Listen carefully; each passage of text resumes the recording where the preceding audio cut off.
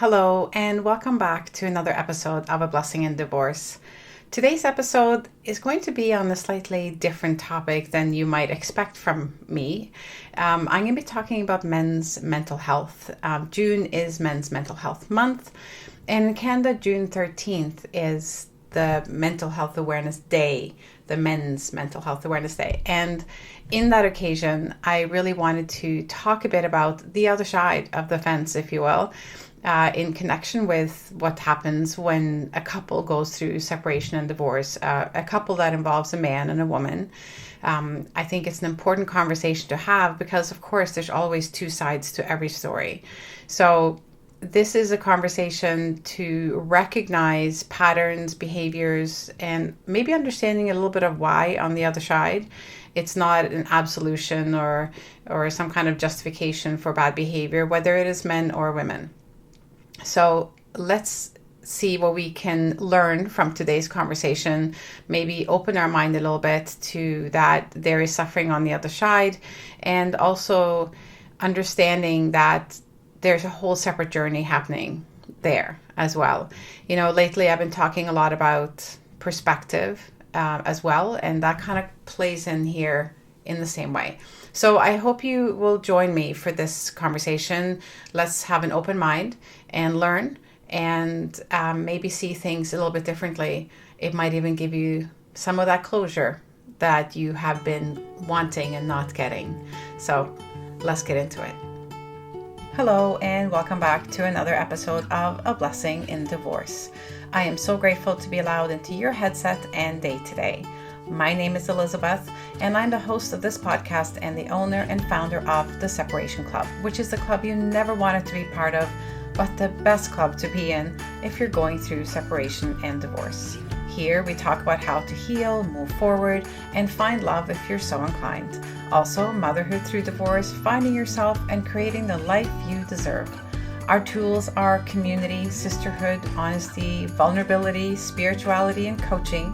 And that's when we aren't talking to our experts. I'm also a divorced mother of 4 adult sons, remarried, and a stepmom to 3. So we will be talking about everything that goes with all of that here. If you are recently separated, thinking of separating, divorcing, or even beyond your divorce, but still feeling it, then this is the podcast for you. Welcome back. So yes, today we are talking about men's mental health and rather raising awareness around it. June is Men's Mental Health Month in Canada, and I believe in the US as well. And June 13th is the day for it, to observe it and become aware of it. And I'll be very honest with you, I didn't know anything about this until probably a week and a half ago. I started seeing it on my social media feed. And then I started seeing more and more about it, and I started doing some research on it, and I thought this is an important conversation for us to have. And you might be wondering why. You might be thinking, why do we want to talk about this? This is about women divorcing. That is what the Separation Club is all about.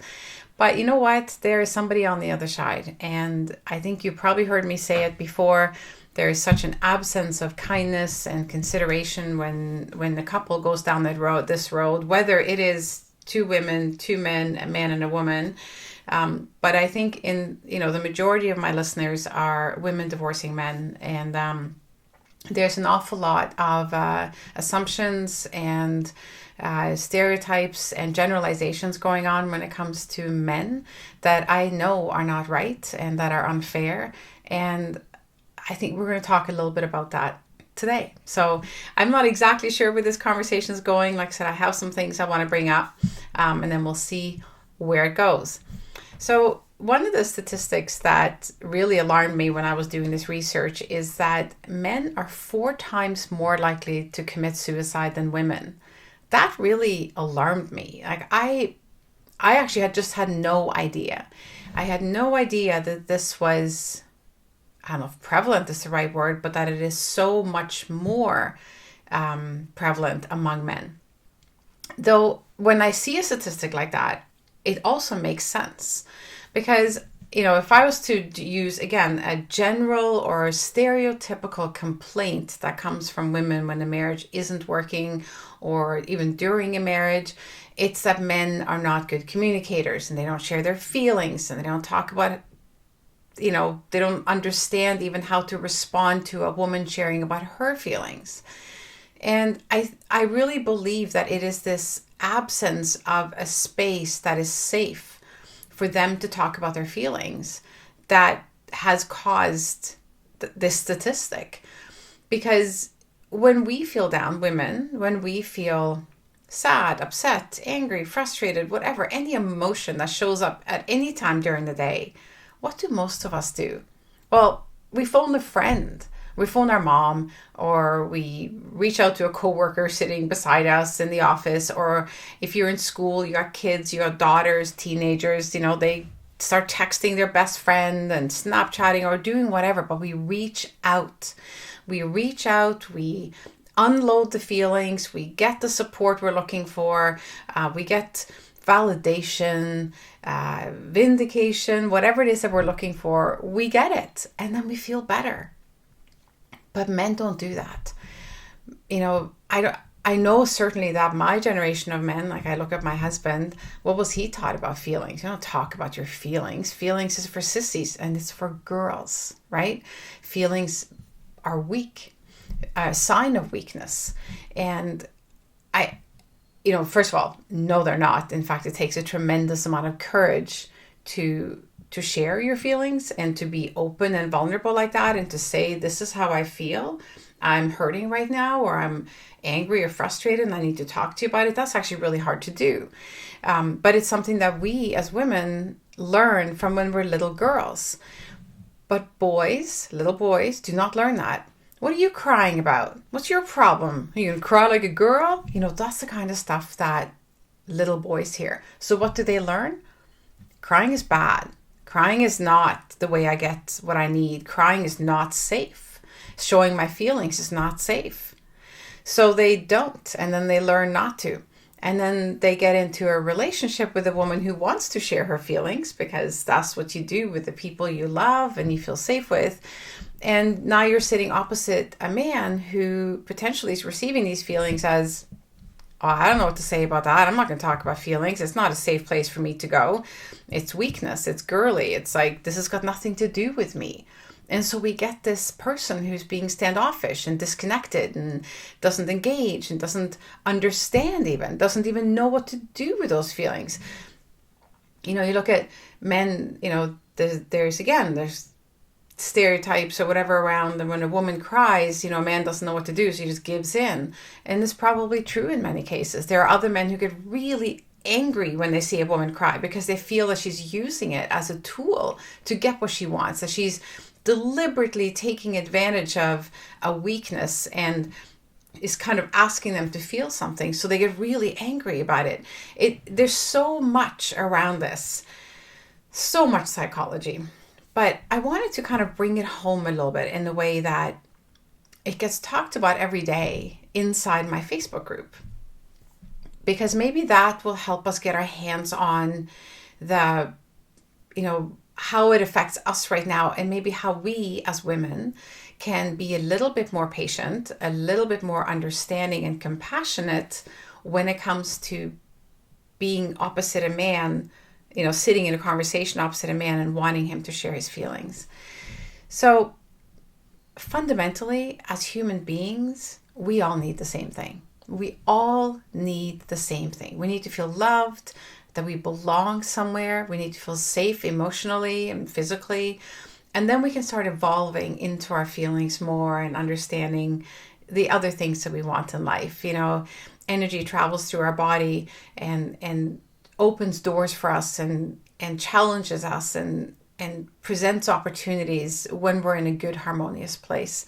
But when we feel unsafe emotionally, we don't feel loved, we don't feel that we truly belong, we feel like we can't find our people, whatever it may be, then we don't open up. We tend to close up. And even women will do that, if it's not safe. As women, we will generally go and look for our people, the people that we can talk to. And we really do want our partner in life, our spouse, to be that person. But if you have married a man, chances are he is not equipped to understand all of that, and certainly not has any experience or very little experience with sharing his own feelings. So there we are with this conundrum, and we're trying to get along and have a deep, intimate, emotional connection with someone that we love deeply, and they want the same thing, they just don't know how. And they're afraid to look weak and girly, sissy, childish, not strong together. Their role is to protect and have solutions and be practical. That's what they've been taught, the very masculine energy of protecting and honoring the feminine. So I'll get into that in a moment. But here's what I hear in the Facebook group on a regular basis. Things like, why are all men like this? Or why is it that no men are capable of this? Sharing emotions. Why is it, this is another one that I get asked all the time. Why is it that he was able to just walk away and feel nothing? It's like he never loved me, doesn't miss us at all. It's like it never happened. And I understand the feeling, because that is what it looks like if you just look at their behavior and go by what they're saying. So what I always say the same thing. And I'm going to say it to you as well. I've probably said it in previous episodes, but this one seems appropriate to say it again. And that's that, first of all, we have no idea what they're thinking. Okay? We know they're not good at sharing their emotions. They're not good at communicating how they feel. They're not even really adopting the philosophy that they should. So they're keeping it to themselves. Feelings are bad. Remember, feelings get pushed away. Feelings are not important. They're weak. So no, they don't show any feelings. The only feelings they might show is some excitement about something new, like if they've met someone new. Because at that stage of a relationship, life is easy. You don't really have to show a lot of feelings. Everything is easy. You're just declaring how much you like each other and care about each other and want each other. And so that feels easy. And then all we see at the other end is that this person is just off living a happy life and doesn't seem to care at all about the destruction that was left in their wake. I am absolutely sure when I say that they do care. They care a great deal. They feel everything that you're feeling. What they've gotten good at in decades of conditioning, social conditioning, is to not let the feelings surface, to not let the feelings guide their day, so they don't show them. They've gotten very good at pushing them away. I remember reading this a long time ago when I started doing this work and wanting to be able to answer not only my own question as to why my ex had an affair, but why it is that it happens so often. Generally speaking, and I am being general, men don't leave to be alone. They leave to be with someone else, which the other side of that is that men will generally tolerate a relationship that doesn't make them happy, that doesn't fulfill them, that isn't what they want for a really long time, much longer probably than women. And then when they meet someone else, then they leave. Whereas women are much more likely to leave because they just can't stand to be in a dysfunctional relationship anymore. So they leave to get away from it, and then they meet someone. I'm being general. I understand that it can go both ways. But that is more often the case. And I think as I'm talking about this, that hopefully makes a little bit more sense. So as we look at this man in our life that has left, or we've asked them to leave, and then suddenly they seem all happy and, raring to go and just with someone else, and they never look back. How is it that happens? Well, it happens because they have learned to compartmentalize. They have learned to put away those feelings in a place where they don't ever have to look at them again. And as I started saying earlier, when it comes to why a lot of men have affairs, and this is specific to men, it is actually because in many cases it is easier for them to have an affair, even though that will possibly or likely end up in divorce than it is for them to sit down and say to their partner, I'm hurting, I'm not fulfilled in this relationship, I need more from you, and can we work on that, please? They don't even know how to have that conversation most of the time. They don't even know how to find those words. They don't even know that that's why. They just end up filling their head with, I'm unhappy, I'm not happy with my partner, she must be doing something wrong for me not to be happy. And then things go awry. They just don't know. And I'm not giving them a bye here, okay? Because of course they could explore it and they could have the courage. And that's as I said earlier, talking about your feelings requires courage, real, deep, emotional courage.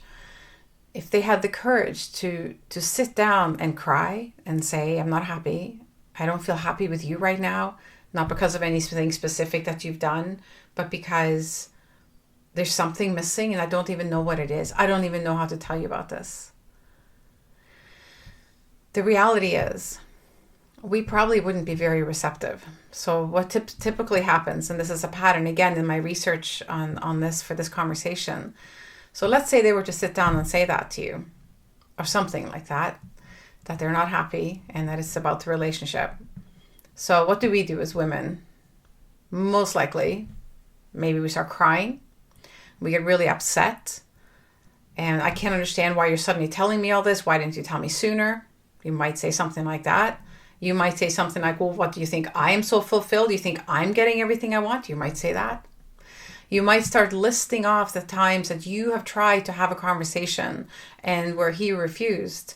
And so this is not fair that he's coming to you now. And so what's the experience that he's having? This is not safe.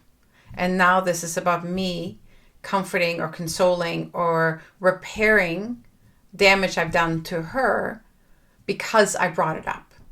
It is not safe for me to bring this up. I am not going to ever do this again because I don't get heard and I end up upsetting her, and now I have to console her and I'm not getting anything that I need over here. I actually jumped into a TikTok. Yeah, TikTok is a great place to learn things. And it was a fairly influencer of some kind. He talks a lot about what women need in a relationship from men. But because of this month, he's talking about what men need. And he actually just asked, what do you need? What is it that you feel you're not getting? So I jumped into the comments and read what some of the men had posted. And there was one man especially, and I should have pulled it up, but I didn't. But it was basically something like what I just said. He said he wants, what would you want from a relationship? What do you want from the woman in your life? And he said, I want to be heard. I want to be able to sit down and tell her how I feel without having to console her afterwards because of what I said. So I don't think that every man who sits down necessarily is attacking us or his partner. Let's just say his partner. It's just that when someone expresses that they're unhappy, I'm unhappy in my life. You're unhappy with me? Well, I don't know. I'm just unhappy. I just don't feel happy. We take it personally. We make it about us. And because we are so much more clever, emotionally, shall we say, more, clever is probably a word, only because we do it so much more. We're more aware of our emotions and our words and how to use and how to express our feelings. We are quick to suddenly be like, well, I feel this, and what about this? And, we're quick. And then they just kind of sit there and it's like, this is not going the way I wanted it to go and backfiring. And then they just stop talking. They stop talking. And then one day, and I'm going to jump like giant leaps ahead here, but then one day they happen to be at a conference and they happen to sit down next to a woman who makes them feel really good about themselves, who says some nice things to them, and all their hormones get going, and then things go terribly wrong.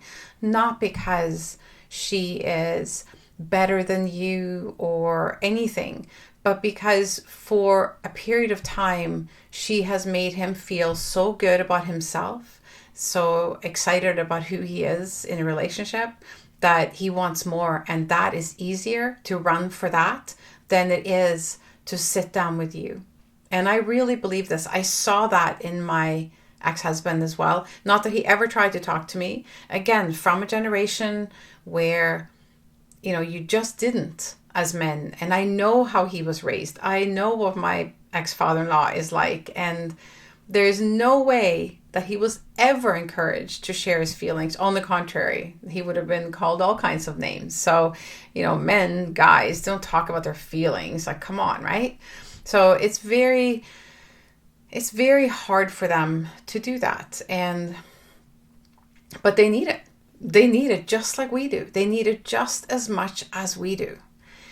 But they do it in different ways. So when a man is not feeling fulfilled or heard or happy or any of those kinds of things, it's going to show up as anger, frustration, irritability, and abuse, addictions. They're gonna do all those. I wish women do as well, right? But you're not going to know why, because there's going to be no conversation about it. It's just going to happen. I'm fine. I don't know what your problem is. I mean, I couldn't tell you how many times I tried to bring up the emotional sort of distance between myself and my ex-husband, only to hear from him, I'm fine. I have no problem with anything. So if you have a problem what's going on in this relationship, then it's on you and you fix it for yourself. It's just, I'm fine. The fear around talking about it was so huge. I don't think he even ever admitted to himself that he had any emotions around this, or that he needed to talk to me about his feelings.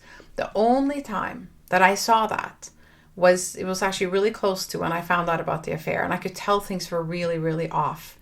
And there had been a period of time where it had just weird stuff was happening, which of course was tied to him lying and all that kind of stuff. But I sat him down one day. I remember just sat down on the bed, and I just said to him, like, what is going on? And I just kind of like, you've been being really different with all of us. And I just gave him some examples. And I was very calm, and I was very like, what is it? What is going on? You don't seem happy. And he started crying, and he said, I'm not happy. I'm like, okay, with what? Like, what is it about? Is it about me? Is it about, us? Is it about the house, the job? What is it? And he said, I think it could be you. He goes, I said, okay. And I didn't like hearing that. Let me tell you, but I'm like, okay, in what way? And he goes, no, not like that. It's not like you've done anything, but he goes, maybe it's not you, it's us. There's something missing. There's something that's not right. And so I dug, but he didn't know how to answer. He was already having an affair. What I was witnessing was guilt. And I believe he didn't want to hurt me. I don't even think he wanted to leave me, honestly. I think he just was really torn and struggling with what he was doing and the wrongness of it, but he also was enjoying how he felt and didn't know how to say that to me. All of that. Where are the words when you need them, right? So I don't agree with anything that he did. He should have talked to me that day. That was an opportunity for him to save us. But I don't agree with cheating and lying and any of those things. It doesn't obviously help anyone. But I think it's really important to understand, and it definitely helped me to do that he was terribly unhappy with himself, with his life, because he couldn't talk to me about what he needed from me. He wasn't getting it. And I don't even know that he knew what he needed. Like, that's how blocked he was from his own feelings. I'm not even sure that he understood what he needed. So how could he possibly talk to me about it, right? So, I mean, everything that went down after that was whatever. It is what it is, and that's the story, right? But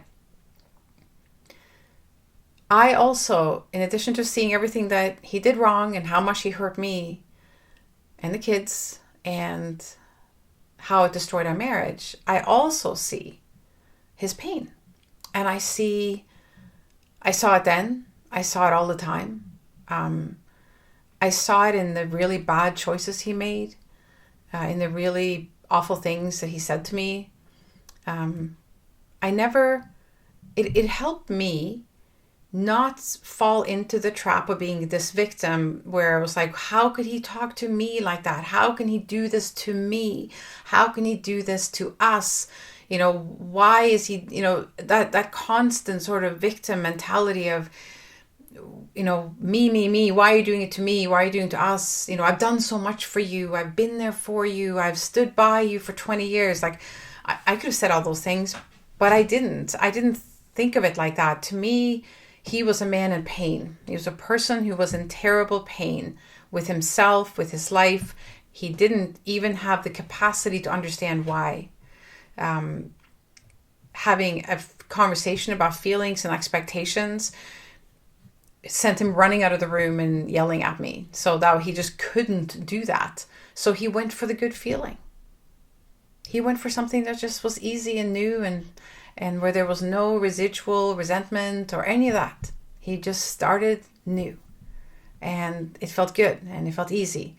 And I, at the time, I obviously really wished that he'd chosen differently. But in hindsight, hey, I've had a pretty awesome life because of that. He had many other qualities or lack of whatever that were not great. But I still can see, and I can still, with compassion, understand how much he was suffering at the time. I don't believe that he just went off into the sunset without another thought as to how I was doing or what he had done or the kids. Not for a second. Did he behave like he did? Yes. But do I believe that those were true emotions? Not at all. It was just him bypassing all his feelings like he had always done. And that is true, I believe, for most of them. So if you're still in a relationship when you're listening to this, or maybe you're heading into a new one or just started one, you know how often you share how you feel and you talk about your expectations and you think about what you need and want from a relationship? Well, I invite you and encourage you to make sure that you are asking your partner as many times, is there something you want to talk to me about? And I would also ask, do you want me to respond, or do you want me to just listen? And I know I've done that with my second husband, because I know he is very much of that generation where he finds it very difficult to talk about his feelings, and that's okay. So I want to create a safe space for him to do that. So I really try to slow down my interpretation and my comeback and my response. And sometimes I'm not very good at it because I can get all heated and then I'm like, I just start talking, but I can think so much faster emotionally than he can. And he's not a stupid man at all. He's a very intelligent and thoughtful and kind and loving man. But ask him to talk about his feelings, and there's a lot of silence. Okay? So it's not that he can't tell me that he loves me. It's not about that. He tells his kids all the time, but his feelings. This is not an easy place for him to go. So if I want him to open up, I just have to be quiet. I have to create a space where he can talk, and I'm just listening. I'm not giving my interpretation.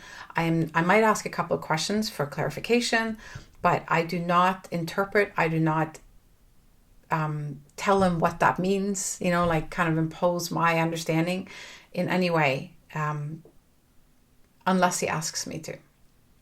And you know what? Generally, he doesn't. Generally, when he finally is able to open, he just wants to unload it. And that's okay. So, as we are observing Men's Mental Health Day month, in the occasion of this episode, I invite you to turn to the men in your life. And no, I don't expect you to go back to your ex and say that you were sorry or any of those things. Again, it is their journey and it's up to them to learn how to do these things. If they want to be able to emotionally connect with their partners, then they can do the work to do that. So that, that, whatever, that is past. But with your sons, your brother perhaps, your future partners, try to create a different way of handling things and say to them, I don't know how to make this feel safe for you. Can you tell me? Can you tell me what would feel good for you when you are sharing your feelings? Do you want me to respond? Do you want me to wait till you ask? You talk to them and make sure that when they seem, particularly distant, particularly evasive, particularly abrasive, angry, irritated, drinking more, whatever it may be, ask them, hey, I notice you seem more aggravated, angry, whatever. No judgment. I'm just wondering if you're okay. And do you want to talk? Do you want someone to just listen? Because I can do that. What if you try that? I think we need to recognize that just because they're walking off not caring or don't seem to care, we have to remember that last thing I just said. They don't seem to care. But if they were terrible at communicating their feelings with you when you were together and even when you were splitting up, why would you expect them to share them with you now? They're not going to do that. They're probably not sharing it with anyone.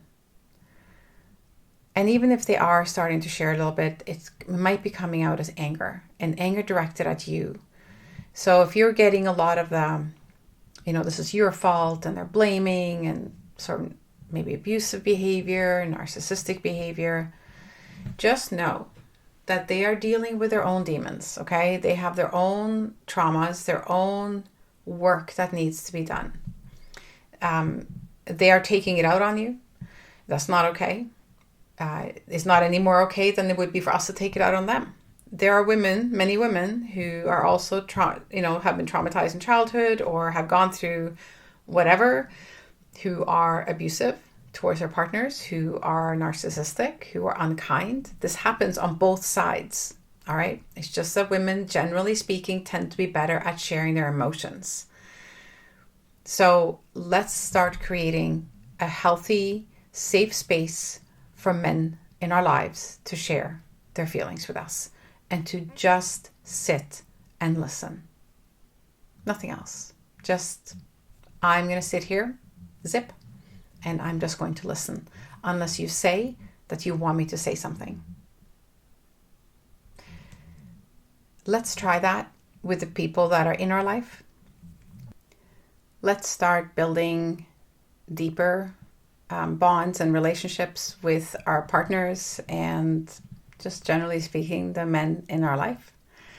And let's see what we can learn and how we can become closer and have a better understanding, more patience, more love, and really create a safe space for everyone to share their feelings and to ask for help when they need it.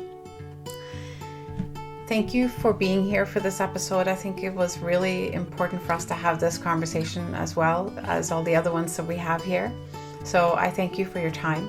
I would really love to hear what you think and, how this might change your approach in some way.